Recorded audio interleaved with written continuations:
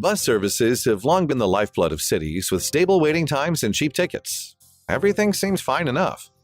However, our buses usually carry just a few passengers and spend a long time at empty bus stations. It can also be tiring for passengers to wait for long periods and difficult to have a relaxing journey in rush hours. The upshot is more cars crowding the roads and thousands of buses wasting fuel and money every day. And everyone has to endure worsening traffic and bad pollution in our big cities. We need change. But how? Ultimately, we need better and faster bus transportation. But without reliable passenger-flowing data, where do we even start?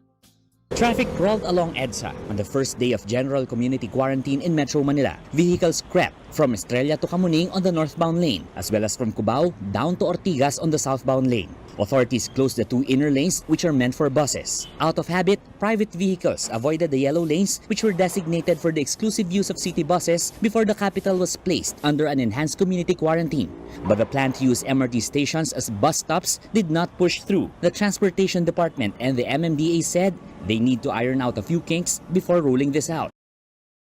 Despite clamor for bike lanes, bikers were instead told to avoid EDSA and wait for the long-term plan for the construction of the right infrastructure. The DOTR's bus augmentation program along EDSA surprisingly moved even without passengers, which is ironic considering that many passengers were stranded in other parts of the metro due to the absence of public transport. TNVS and taxis were allowed to get back to operations starting today, but only those with special permits from the LTFRB. Running a transportation system without a great tool to count passengers is like ice skating while wearing slippers and a bathrobe. You'll move slower than you should, and things will get tougher and tougher the longer you're out there. Today's transit managers and executives are responsible for making decisions about schedules, number of trips, sizes of buses, as well as setting up routes and stops. Without the right information, these decisions are made in the dark. Mistakes can be costly, and passengers can easily get frustrated when service doesn't meet demand. The days of it being okay to ask your drivers to grab a clipboard and jot counts on a piece of paper have gone the way of the dinosaur. Managers simply don't have the time or extra resources to manually enter difficult-to-read count sheets. They need the data to be accurate and available. It's vital to get accurate counts by time, date, stop, route, driver, and even by the type of passenger who is riding.